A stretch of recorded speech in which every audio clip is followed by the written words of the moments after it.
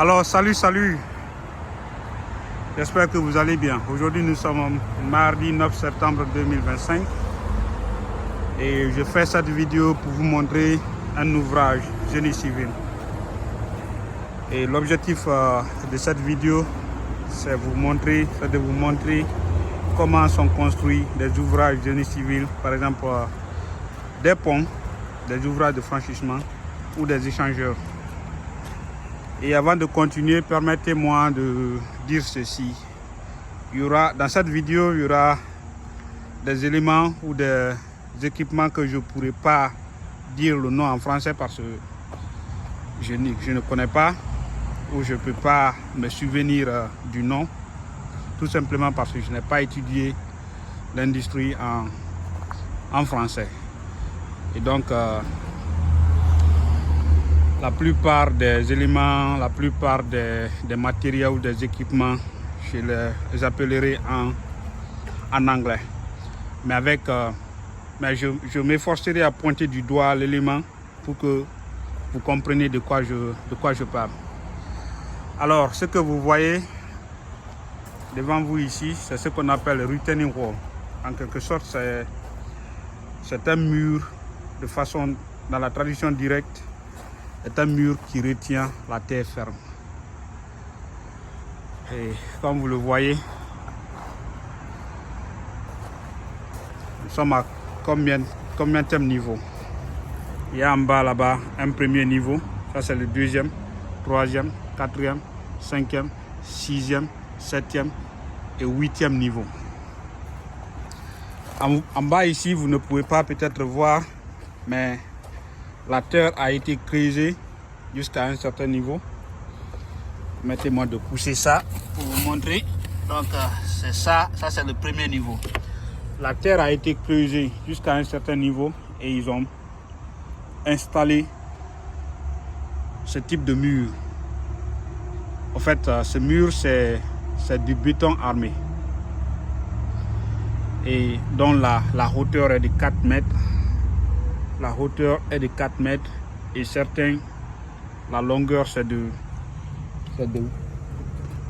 la hauteur est de 4 pieds. Voilà, parce que ici c'est en pied. Et la longueur est de 8 pieds. Et ce que vous voyez devant vous, c'est ce qu'on appelle en anglais beam ou de la poutre de pont. En fait, c'est quoi? C'est un matériel, c'est de l'acier. C'est de l'acier qui sera placé entre les différents ouvrages. Comment je peux appeler ça? C'est de l'acier qui sera installé pour servir de liaison sur le pont. Si je peux m'exprimer ainsi. Donc comme vous le voyez, c'est long, mais aussi qui a un peu la forme oblique parce que le pont a la forme un peu oblique. Donc c'est ce que j'ai voulu vous montrer de passage parce que l'objectif ce n'est pas vraiment ça. L'objectif c'est de vous montrer le mur qui retient la terre ou encore en anglais retaining wall. Et comme vous le voyez, voilà, ici c'est un peu plus visible. Donc vous avez ici le premier niveau. Le premier niveau, nous avons creusé jusqu'à certaines profondeurs dans la terre. On a installé le premier niveau et le deuxième niveau. Et ce que vous voyez, c'est le drainage. C'est le drainage. Il n'y aura pas. Je suis à 90% sûr qu'il n'y aura pas d'eau. Mais on ne sait jamais. On ne sait jamais ce qui va se passer dans 50 ans, dans 100 ans. Donc, nous avons préféré mettre le drainage pour que dans 50 ans, dans 100 ans, s'il y a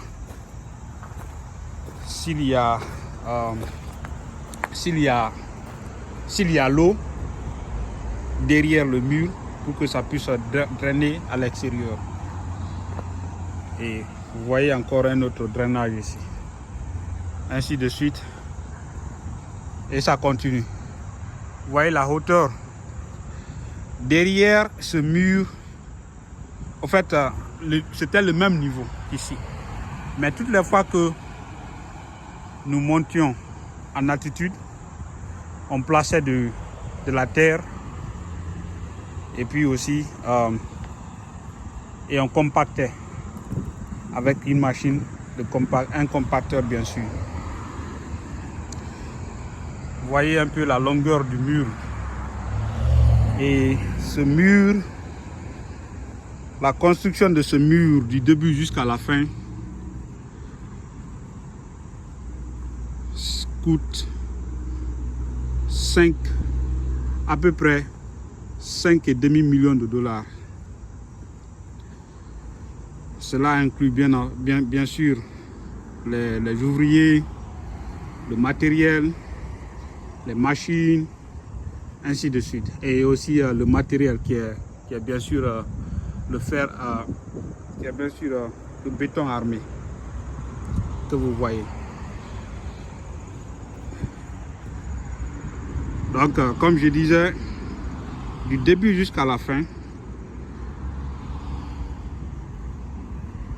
le coût total, c'est de 5,5 millions de dollars, y compris les ouvriers, le coût des ouvriers, du matériel et des équipements.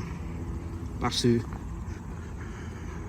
ce serait très difficile que l'homme fasse à main nue, donc il va utiliser des équipements, tout comme le chargeur que vous voyez ici. Et il y a d'autres équipements derrière dont nous allons voir. Et de passage, je vais toujours continuer à vous montrer la poutre de pont que vous voyez. Cette nuit, les gens vont travailler et vont installer au niveau du pont. À la fin de ce mur, il y a un pont donc, qui va être étendu. On appelle généralement bridge extension.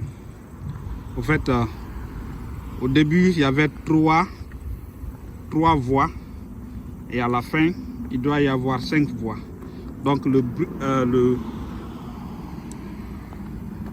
pont a été partiellement démoli et ils ont construit une partie juste pour étendre le pont. Et voilà les équipements qui vont y rentrer dans l'installation de la poutre. Parce que quand la poutre est installée, il va y avoir ce qu'on appelle diaphragme. Diaphragme, ce sont des éléments qui tiennent, qui connectent les poutres de pont. Là, c'est une poutre, 2 poutres, 3 poutres, 4 poutres. Et après avoir installé ces poutres, il doit y avoir des éléments qui vont les connecter. Je crois que dans une vidéo précédente, je vous avais fait voir ce pont-là. Et nous avons parlé de long en large, comment la poutre a été installée et comment ces poutres sont interconnectées. Donc le début, le retaining wall, c'est-à-dire le mur de détention, de retien de la terre a débuté ici. Ce que vous voyez, c'est ce qu'on appelle abutment en anglais. Je ne sais pas comment on le dit en français, mais pour expliquer un peu, c'est le lieu de connexion entre l'ouvrage et la terre ferme. Donc l'ouvrage, c'est ça le pont. Et derrière l'abutment, c'est la terre ferme. Donc, je ne sais pas comment expliquer un peu plus en français, mais vous l'avez compris. Et à présent, nous allons continuer derrière pour voir ce qui se passe derrière le mur. Parce que je vous ai... Mais avant d'aller, permettez-moi de vous montrer encore un autre mur de détention de la terre. Au fait, c'est un pont dont l'ouvrage a 4 côtés. Et le premier côté, il y a l'abattement, le premier, ce qu'on appelle l'abattement numéro 1, et ça c'est l'abattement numéro 2. Et chaque abattement a 2 côtés. Il y a le côté gauche et il y a le côté droit. Donc, sur chaque côté, on construit ce qu'on appelle le mur de rétention, ou encore appelé en anglais retaining wall. C'est pour retenir, c'est pour maintenir, ou bien tenir la terre. Parce que derrière ce mur, il y a de, comment on appelle, il y a de la terre qui sera installée, compactée jusqu'au niveau voulu. Parce que l'objectif général de ce pont, c'est pour créer une voie qui va quitter d'une autoroute pour aller vers, comment on appelle ça, pour aller dans la ville. Ce qu'on appelle ici à Mériden. Donc ça c'est aussi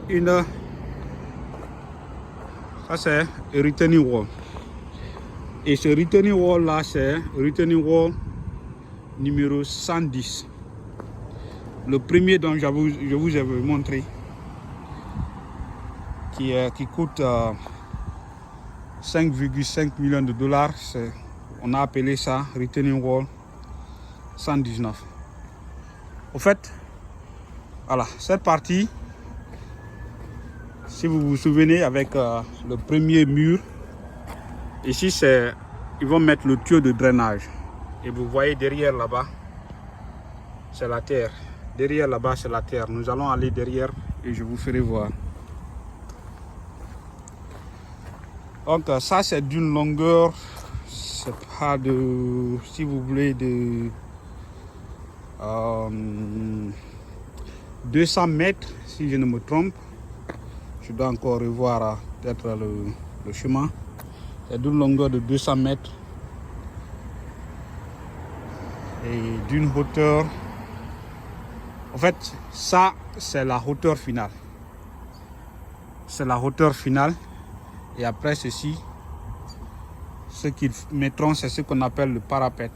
En fait, si vous avez vu les ponts, aux deux extrémités du pont, il y a un mur qui permet, qui empêche soit les voitures de tomber dans les ravins, ou les hommes ou aux personnes de tomber dans les ravins. Donc au-dessus de ça, ils vont mettre ce qu'on appelle le parapet. Donc ça, ce sont les bétons armés. En fait, chaque jour, il y avait des livraisons de béton armé, soit 3 livraisons dans des remorques. Donc, une remorque pouvait tenir 6 à 7 blocs de béton armé. Et ils installaient. Et après avoir installé le béton, le bloc, on met ce qu'on appelle des graviers. Comme vous le voyez, ce sont des graviers qui sont là-dessus, dedans, dans des cavités bien sûr. Parce que comme vous voyez le bloc, c'est sous forme de briques, mais de grosses briques dures avec des dimensions bien sûr qui respectent dont le projet voudrait. Et mettre ces graviers, ils compactent, et l'objectif c'est de garder ça sur place, parce que ça doit prendre des années, voire 100 ans, 150 ans. Donc non seulement le bloc il est installé, mais aussi on met du gravier dedans, et tout en compactant, ce qui va permettre la durabilité du bloc, et le bloc va rester à sa place. Donc comme je le disais tantôt, au risque de me répéter, en fait je vais à un certain niveau, je vais vouloir me répéter. Je vais devoir me répéter à un certain niveau, juste pour faciliter la compréhension. Chaque abattement a 2 niveaux. Vous avez ici le niveau droit et le niveau gauche. À chaque niveau, on construit le mur de rétention pour le sol. Et à ce niveau ici, nous allons bientôt construire le mur de rétention, comme j'ai souvent appelé retaining wall. Et au milieu, ils vont mettre la terre compactée jusqu'au niveau là. Et c'est là, parce que ça c'est un pont, nous allons aller sur le pont. C'est là que les véhicules vont circuler, aller jusqu'à dans la ville là. Alors, ce futur retaining wall, ils l'ont nommé 111. Ça c'est 110, c'est 111. Le premier dont le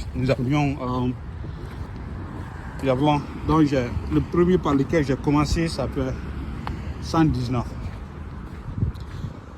Maintenant, nous allons partir derrière le premier et voir ce qui se passe. Comme je vous avais dit, on met la terre derrière, on compacte, que ça reste en place. Vous vous souvenez, je vous avais montré ce pont. Vous avez vu comment la poutre est installée et les poutres sont connectées par des éléments, par des matériels qu'on a appelés les poutres, plutôt les diaphragmes. Vous voyez, permettre d'interconnecter les poutres qu'on appelle en anglais les beams. Alors nous allons continuer pour voir ce qui se passe derrière le premier mur. Ça c'est pas le premier mur, ça c'est pas le mur par lequel j'ai commencé. En fait c'est le deuxième mur de l'abattement. Et ce mur on l'a appelé mur 120. Le premier mur c'est 119, ce mur c'est 120 et les deux murs dont je vous ai montré précédemment c'est 110 et 111. En fait c'est juste de l'appellation, ça n'a rien à voir avec n'importe quel ordre. Donc comme vous le constatez, l'objectif c'est d'élargir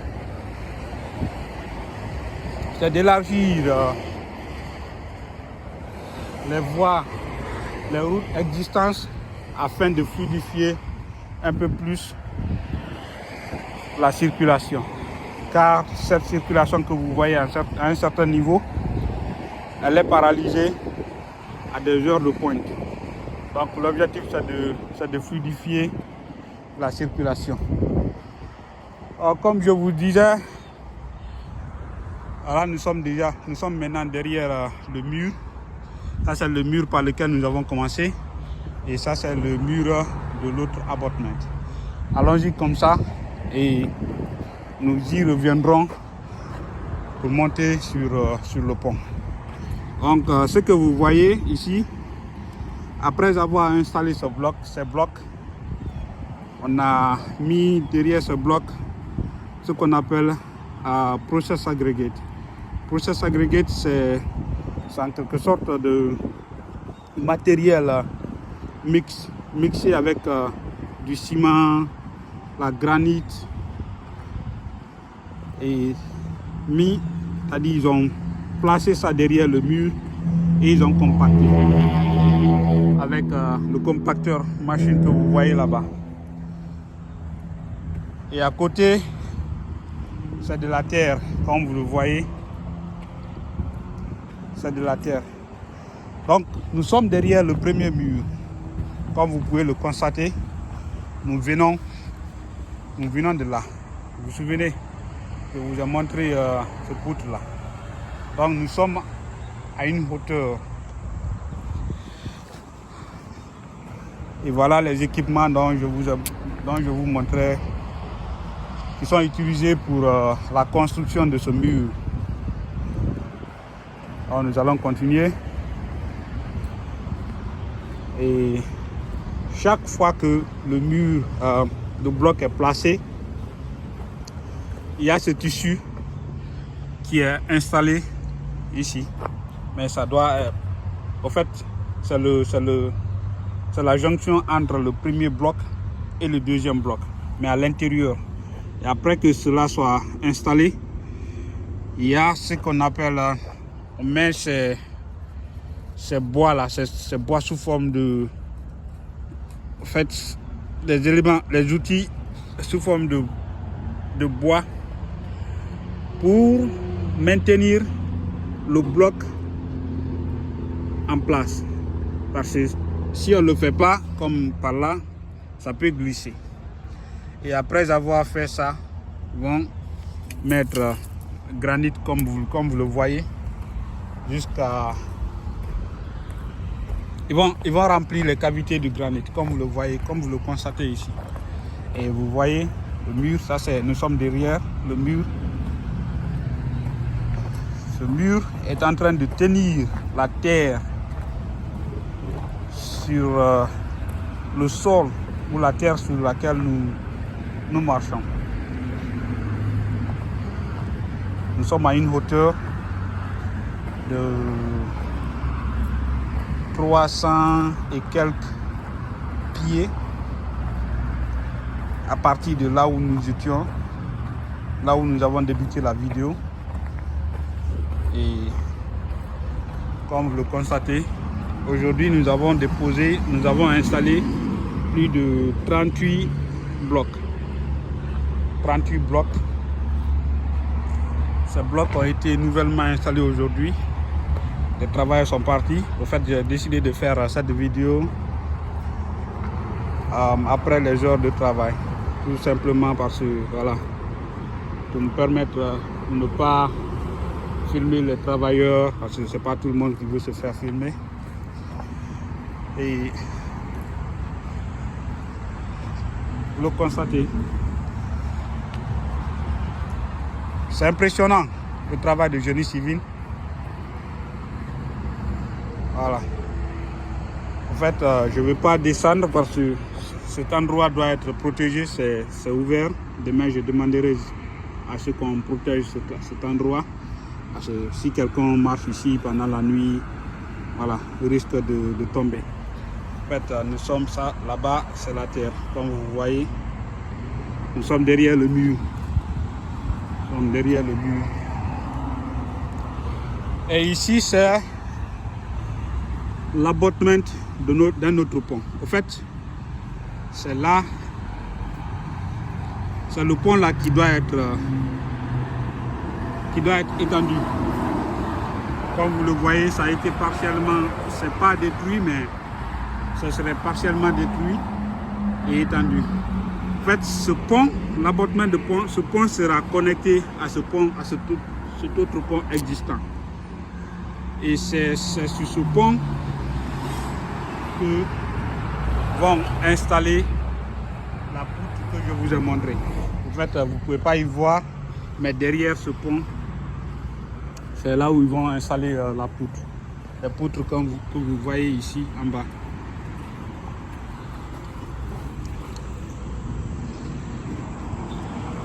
Les poutres, voilà, que vous voyez là-bas, là, seront installées cette nuit. Donc, voilà les blocs.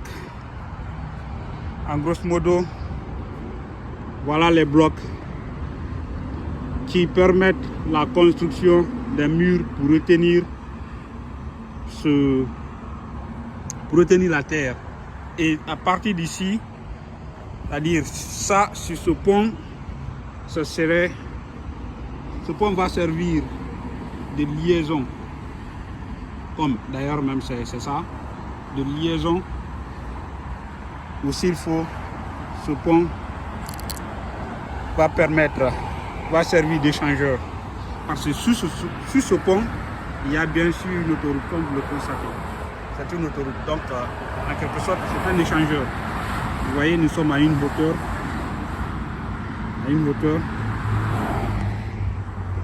Voilà. Alors, nous allons partir sur l'autre pont. En fait, il y a deux ponts.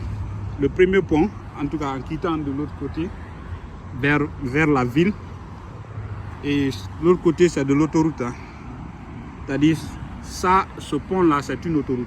Comme vous le voyez, bien sûr, hein, c'est une autoroute. Voilà, c'est une autoroute. Et ce pont sera connecté, encore au risque de me répéter, permettez-moi la tautologie, juste pour vous permettre, pour faciliter la compréhension. Donc ce pont va permettre à ceux qui quittent l'autoroute et qui veulent rejoindre la ville. Tandis que ça, le pont existant va rester pour continuer la route de l'autre côté et comment on appelle ça, et joindre l'autoroute dont je vous ai montré en bas. En fait, c'est un peu compliqué, mais l'objectif de cette vidéo, c'est de vous montrer un peu comment les ouvrages sont construits. Les ouvrages sont construits, bien évidemment. Alors, nous sommes toujours derrière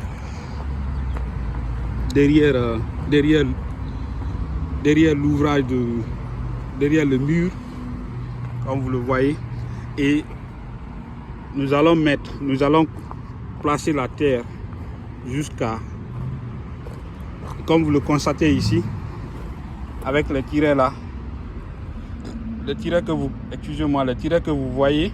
Au fait, la prochaine fois qu'ils vont placer le matériel là, gravier et puis le ciment, ça doit être jusqu'à ce niveau et puis compacté. Et ainsi de suite, monter. C'est-à-dire, on ne peut pas seulement mettre la terre comme on veut, l'épaisseur, non, l'épaisseur doit être respectée. Et ça, c'est un pied. L'épaisseur, c'est un pied. Alors, je vais vous montrer. Moi, j'ai mon...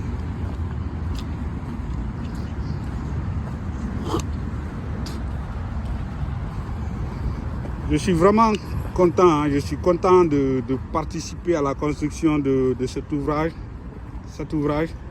Parce que j'aimerais être, un jour, je serai quelque part, et quand je vois ça, je me dirais, ouais, je suis fier de contribuer à la construction de cet ouvrage.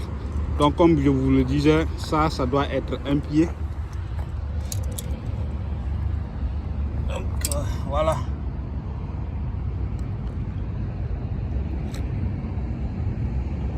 « 12 foot. 12 foot, ça veut dire c'est un pied.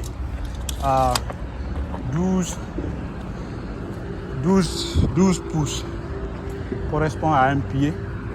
Et je ne sais pas combien cela correspond à mètres. Il me faut faire la conversion, bon, puisque je n'ai pas le temps. Donc, la prochaine fois, certainement. Et à présent, nous nous dirigeons vers sur le pont. Sur le pont pour voir un peu plus à partir d'une certaine hauteur ce qui se passe ici. En fait, ça c'est... Voilà, la terre a été creusée. Et qu'est-ce qu'ils vont faire? C'est la continuité de l'autre... de ce retaining wall. Qu'est-ce qu'ils vont mettre? Ils vont couler.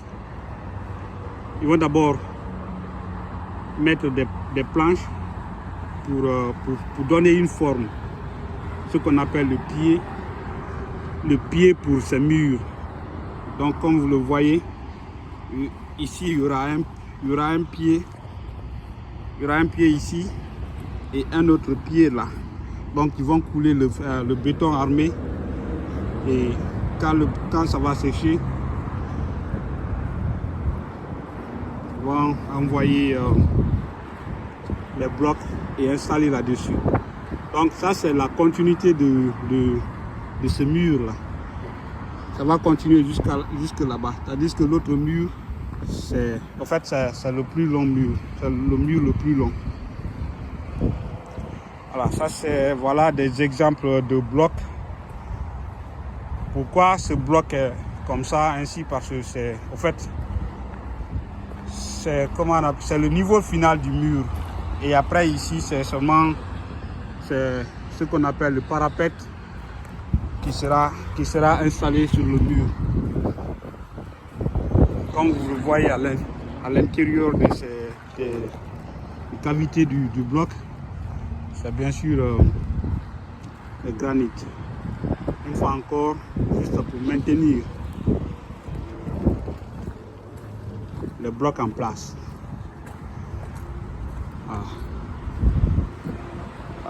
Permettez-moi, excusez-moi de la qualité du son, ça souffle, du vent, donc ça va un peu impacter le son de la vidéo. Voilà, donc à présent nous allons monter sur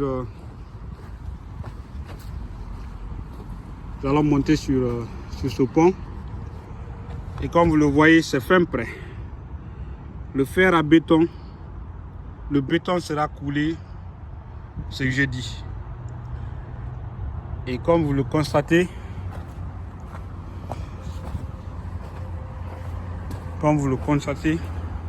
le ferraillage de rebar en anglais. Rebarring is complete. Le ferraillage est complet. Qu'est-ce que vous voyez devant vous? Vous voyez devant vous une machine. Et cette machine va permettre de maintenir le niveau pendant qu'ils sont en train de couler le béton. Ils vont utiliser cette machine pour non seulement maintenir le niveau du béton, mais aussi ça va donner l'épaisseur de, comment on appelle ça, du béton. Comme vous voyez, voilà ces rails.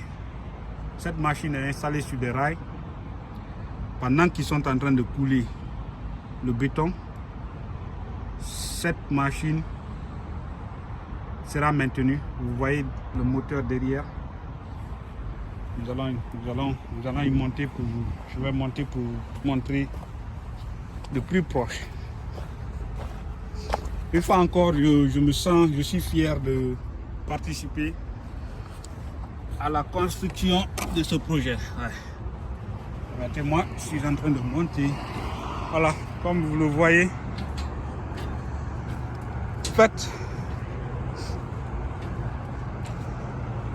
nous sommes sur le pont et ce côté est un peu incliné comme ça, tandis que ce côté est incliné de l'autre côté. Et pourquoi c'est incliné? C'est pour permettre le drainage de l'eau. Par exemple, ça pleut sur le pont, il faut quand même montrer où va, il faut quand même laisser le passage à l'eau. Faut pas, en fait, le pont ne doit pas être plat, parce que maintenir le pont plat, ça va créer de la stagnation de l'eau. Donc il faut incliner et permettre à l'eau de descendre de ce côté. Et comme je vous disais, comme je vous montrais un peu plus tôt, cette machine va montrer le niveau, l'épaisseur du béton armé qui va être coulé. Permettez-moi, je vais montrer l'épaisseur. J'ai ma lunette qui est tombée. Donc, vous voyez, l'épaisseur c'est 10 pouces. L'épaisseur c'est 10 pouces. C'est-à-dire, le béton sera coulé jusqu'ici. Et voilà le niveau de la machine. Et ça tombe à 10 ou bien 9, quelque chose comme ça. Donc ça va permettre de lisser le béton, mais aussi de maintenir, comment on appelle ça, l'épaisseur du béton armé. Donc vous voyez à combien de fois c'est très important de respecter les détails dans la construction. Parce que vouloir ne pas respecter l'épaisseur, c'est ce qui amène parfois, ou c'est ce qu'on voit parfois, que les ponts qu'on a construits chez nous, ça n'y prend pas, la durabilité n'est pas là. Et c'est tout simplement l'une des causes, c'est que nous n'avons pas respecté l'épaisseur. Mais aussi, et comme vous voyez aussi, le ferraillage, je ne sais pas si c'est comme ça on appelle, les barres qui ont été installées sur le pont. Ces barres aussi, la dimension des barres doivent être respectées. Puisque c'est un pont, si vous voulez, dont le volume de la circulation est plus ou moins intense, donc c'est pourquoi la dimension n'est pas ainsi. Mais si le pont se trouve sur l'autoroute, vous verrez que la dimension des barres sont significatives. Donc j'ai voulu vous montrer ça. Et comme je le disais tantôt, nous avons été là-bas.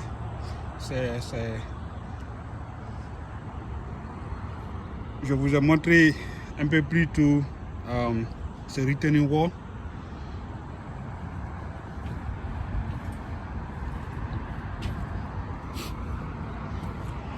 Et cette voie va continuer jusqu'à la ville qu'on appelle la ville de Mériden. En fait, tu quittes de l'autoroute pour entrer dans la ville de Mériden. Voilà, donc c'est ce que j'ai voulu vous montrer. Ce sont des ouvrages très importants et qui permettent ou qui contribuent à la mobilité, à la circulation des personnes et de leurs biens. Alors, une fois encore, le but de cette vidéo, c'est de contribuer à montrer à nos populations combien de fois il est important, non seulement à nos populations, non seulement à nos États, mais aussi à nos populations, combien de fois il est important de construire des ouvrages pour la mobilité des populations. Mais aussi inciter les jeunes africains à pratiquer le génie civil. Oui, le génie civil est un métier très important qui contribue au développement d'une nation. Parce que qui parle du développement d'une nation parle des routes, du développement des routes, de la voie, du développement des voies routières, des voies ferroviaires. Parce que qui parle du développement des voies ferroviaires parle de la mobilité des biens et des services. Imaginez qu'une zone qui est caractérisée par l'agriculture, qui est caractérisée par une agriculture intense et qui n'a pas de route pour écouler ses produits vers les autres régions. Vous voyez combien de fois ça fait, comment cela va impacter les agriculteurs et combien de fois cela va contribuer si vous voulez, à décourager les agriculteurs. Parce qu'un agriculteur un agriculteur qui a travaillé et qui n'arrive pas à écouler ses produits à travers des voies, à travers si vous voulez, des ouvrages, cela va les impacter. Non seulement l'agriculteur, mais aussi le pays tout entier, parce que c'est pas seulement, j'ai pris seulement l'exemple d'un individu, l'exemple dans une région. Imaginez que cela se multiplie dans 2, 3, 4, 5, 6, 7, 8 régions dans un pays. Cela va freiner le développement. Donc, c'est ce que j'ai voulu vous montrer et j'espère que je me suis fait comprendre. J'espère que j'ai fait de mon mieux afin de vous faire comprendre. Et une fois encore, l'importance, le but, c'est de vous faire aimer le génie civil afin que nos frères et nos sœurs s'investissent dans le génie civil, non seulement pour la construction des routes, mais aussi voilà, apporter leur savoir-faire dans l'économie de nos pays. Et j'espère vous retrouver un autre jour, soit peut-être pendant qu'ils seront en train de couler le béton ou après avoir coulé le béton. Et je vous ferai voir le résultat final. Alors, une dernière vue, comme vous le voyez là-bas, c'est le mur de rétention. C'est le mur que j'ai appelé retaining wall.